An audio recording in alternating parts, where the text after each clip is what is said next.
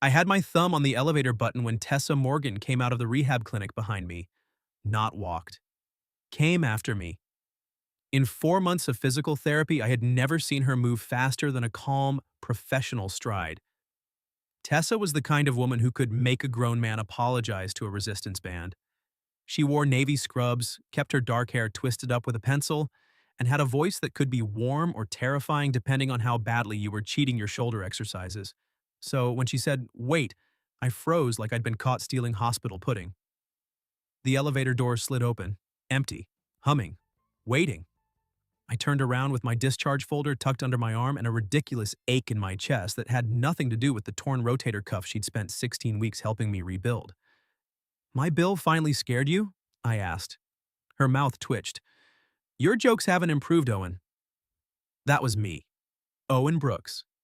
34 years old, night shift radio producer, professional overthinker, and recently cleared to lift more than a grocery bag without making the sound of a dying lawnmower. 16 weeks earlier, I'd walked into Lakeside Rehab angry at my own body. A delivery truck had run a red light and clipped my car on a rainy Thursday morning. Nothing dramatic enough for the evening news. No heroic rescue. Just twisted metal, a shoulder that wouldn't work, and 3 months of sleeping in a recliner because my bed felt like a courtroom where every movement testified against me. Tessa had been assigned to me on a Monday. She didn't pity me. That was the first thing I liked about her. The second thing was that she noticed everything. Not in the soft, dreamy way people say that in love stories. I mean, she noticed if I was pretending not to hurt. She noticed if I hadn't slept. She noticed when I wore my old station hoodie 3 appointments in a row and said, "Laundry strike or emotional attachment?" "Both," I'd said. "Efficient." That was how it started. Little comments, dry smiles. Her hand steadying my elbow while I tried not to notice the clean scent of her shampoo. Me telling myself that attraction to the woman responsible for making me do wall crawls was either highly inconvenient or a sign of brain damage. She was my physical therapist. I was her patient. There were lines and Tessa never stepped near them. Neither did I, mostly. That final appointment had been simple. She tested my range of motion, watched me raise my arm without flinching, and gave the smallest satisfied nod. "You're cleared," she said. I should have been happy. Instead, I looked at her little rolling stool, the bands on the wall, the laminated shoulder diagram I'd silently hated for months, and realized I had no reason to come back. So I handed her a thank you card. It was plain, blue envelope. Nothing romantic, just gratitude. At least that's what I told myself when I wrote 3 drafts and threw away 2 because they sounded like a man confessing feelings to a medical professional, which is generally frowned upon by society and anyone with sense. She accepted it with both hands. "Thank you, Owen," she said softly. I nodded, made some joke about never doing another external rotation as long as I lived, and walked out before my face betrayed me. Now she stood in the hallway, holding that same blue envelope unopened. Her cheeks were pink. Tessa Morgan did not blush. Tessa Morgan made other people blush by telling them their posture looked like a question mark. "What's wrong?" I asked. She glanced back toward the clinic, then at the elevator, then at me. "I can't keep this," she said. My stomach dropped. "The card?" "It's not the card." She stepped closer, lowering her voice. "It's what you wrote on the outside." I blinked. Then I remembered. On the back flap where nobody was supposed to look before opening it, I had written one stupid line because I thought I'd never see her reaction. "You made it hard to leave." Tessa looked up at me, and for the first time since I'd met her, she didn't look completely in control. The elevator doors began to close between us. She reached out, stopped them with her hand, and said, "Owen, did you mean that the way I think you meant it?" There are questions a man can answer smoothly. "Paper or plastic? Cream in your coffee? Do you know why I pulled you over?" That last one is a trap. But still. Then there are questions that reach into your ribcage, grab the truth, and drag it into fluorescent lighting. Tessa's hand was still pressed against the elevator door. The alarm gave a faint, annoyed beep. I stared at her. Brilliant. 34 years of language, and I had arrived at. Her eyes flicked down the empty hallway. "Owen." The way she said my name made running impossible. So I stepped out of the elevator, the doors shut behind me with a soft, final sigh. I meant, I said carefully, that you helped me through a very bad stretch of my life.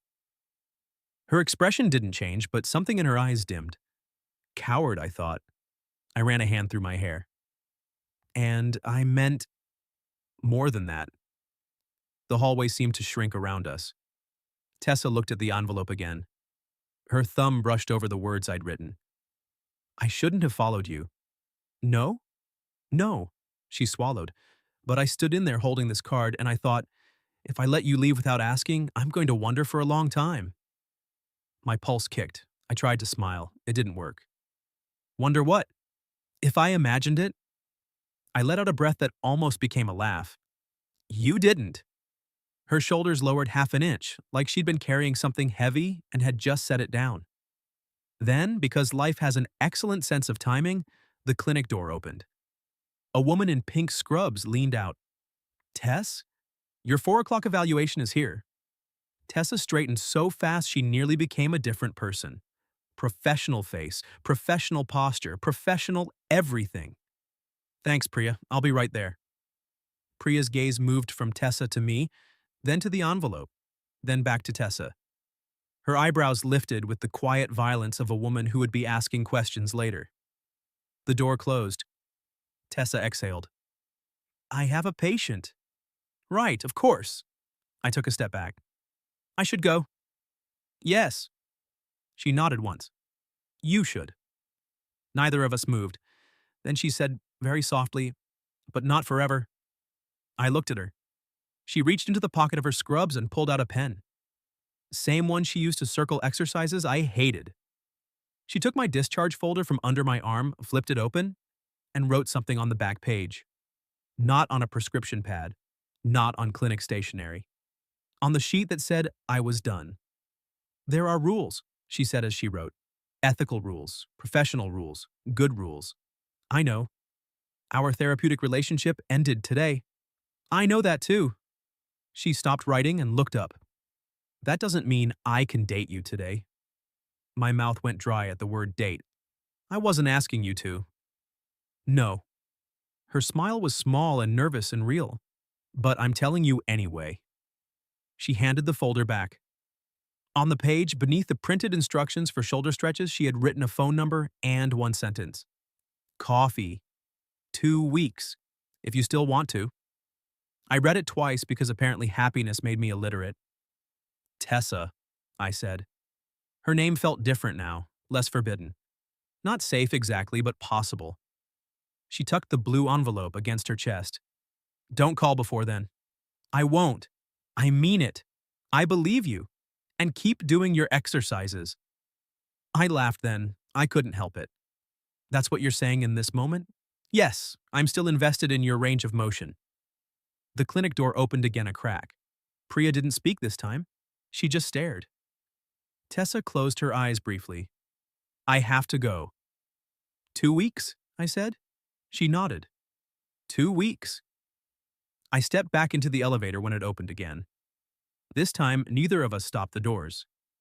Just before they closed, Tessa lifted the blue envelope and smiled, like she was trying not to. I rode down alone, staring at her number on my discharge papers.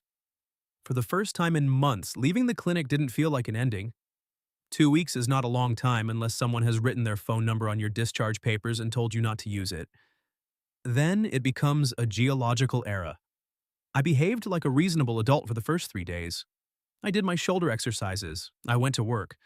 I produced a midnight call-in segment about haunted campgrounds and only checked the folder 6 times an hour to make sure Tessa's number hadn't vanished.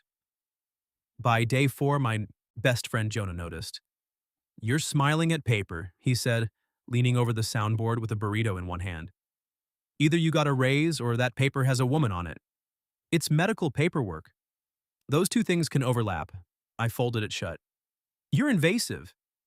You once ate soup from a mug because you didn't want to wash a bowl, I'm concerned. So I told him. Not everything, but enough. Jonah listened, chewing slowly, then pointed the burrito at me. Do not make this weird. I'm not making it weird. You are currently storing her number like the Declaration of Independence. She gave instructions. then follow them. Women love that. I did. For 14 days, I did not call. On the 15th morning, I sat in my parked car outside my apartment, thumb hovering over her name. I'd entered it into my phone at 12:01 a.m., then panicked and deleted it, then entered it again as T. Morgan PT, which felt both respectful and deeply pathetic. Finally, I sent, "This is Owen. Still want coffee, if you do." Her reply came 3 minutes later. "I do. Saturday, 10? Not near the clinic."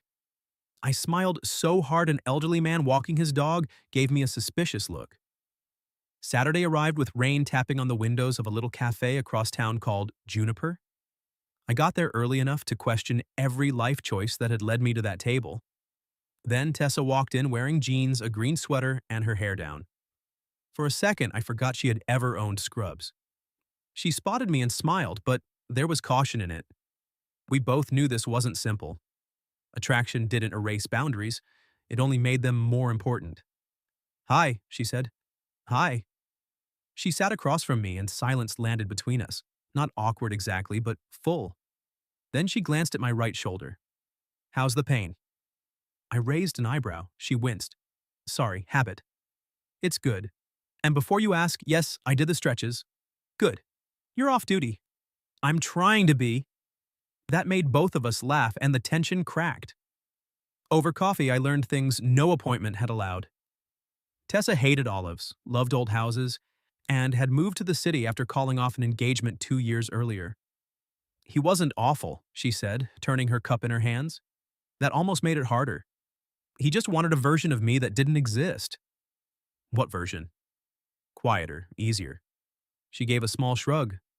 "Less likely to correct his deadlift form in public." "Tragic loss for him." Her smile warmed. "And you?" "Why radio?"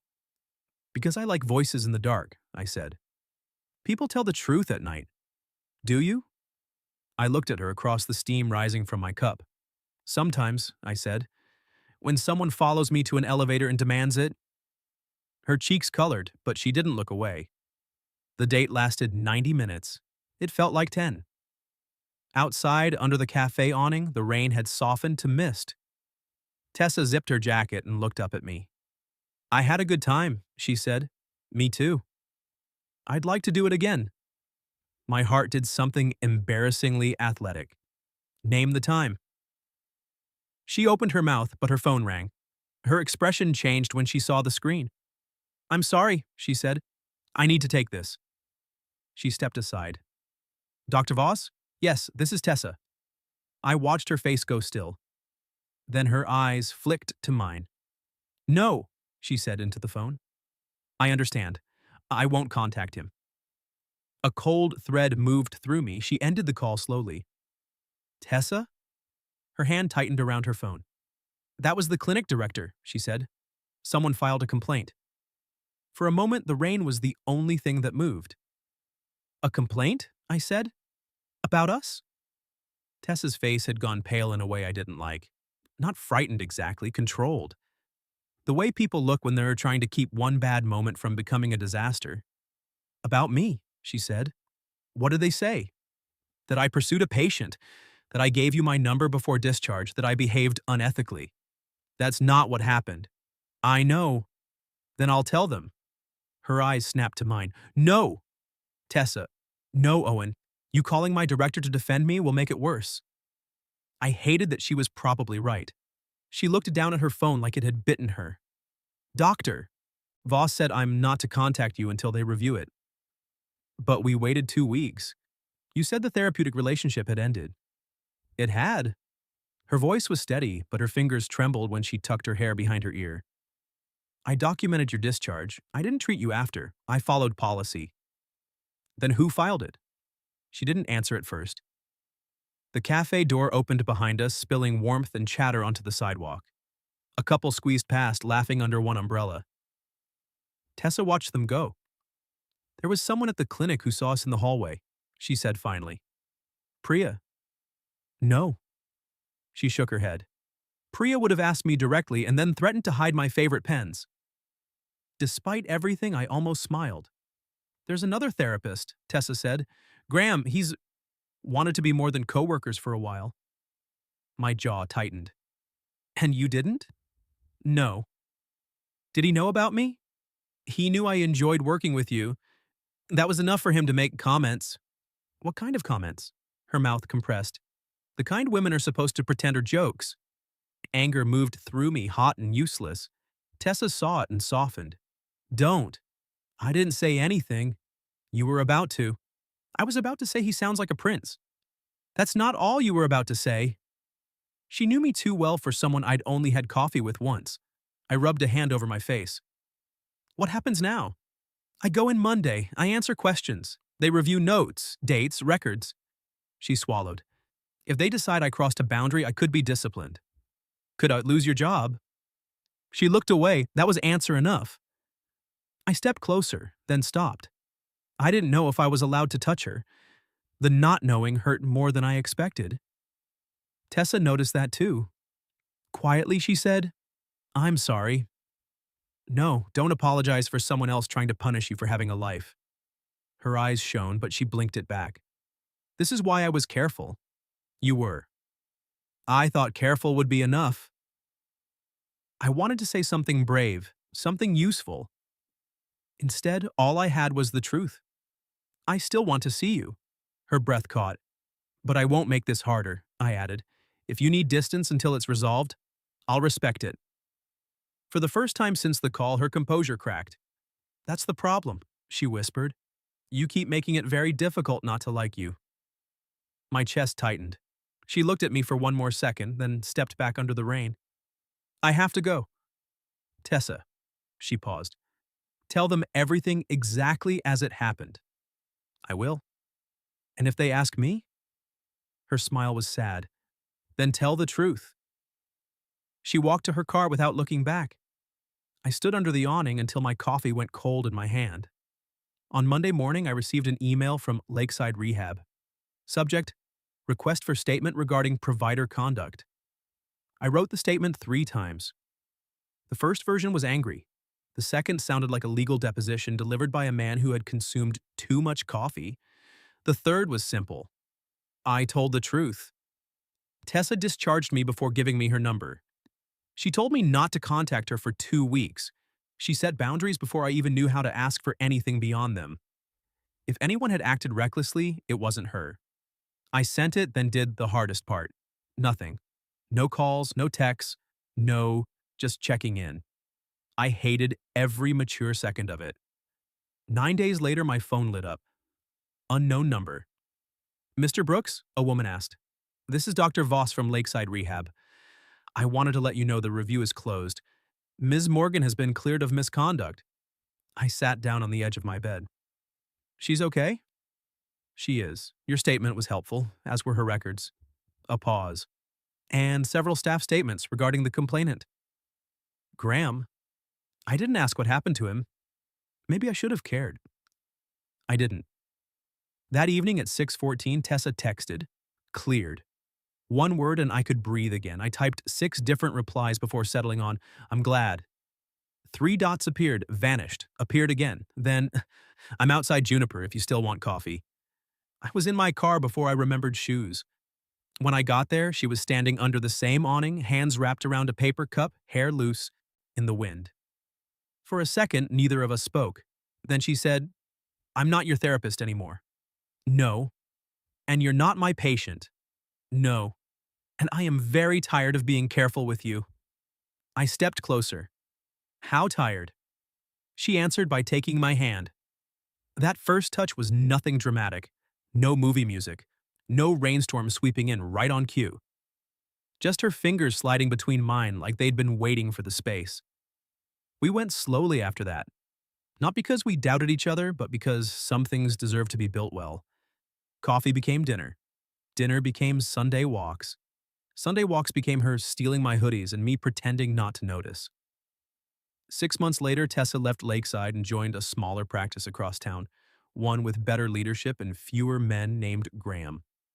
By the following spring, we were renting half of an old brick duplex with crooked floors, too many plants, and a kitchen drawer permanently dedicated to resistance bands because, according to Tessa, healing is a lifestyle.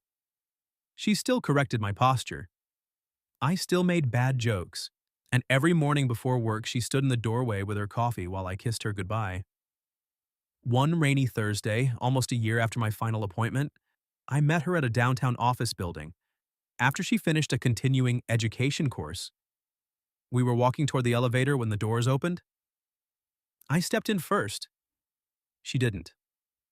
I turned back. Tessa stood in the hallway smiling softly, her dark hair pinned up with a pencil like the first day I met her. "What?" I asked. She reached for my hand and pulled me back out. "Wait," she said. So I did. And this time, when the elevator doors closed without us, I didn't feel like I was leaving anything behind. If one word ever changed your whole life, tell me. Because mine was, wait. What would you have done if something like, "I thanked my therapist after our final appointment"? She followed me to the elevator and said, "Wait," happened to you? And have you ever mistaken kindness for something your heart was too afraid to name? Tell me your story in the comments. If you like this one, leave a like, subscribe, and I'll see you in the next video.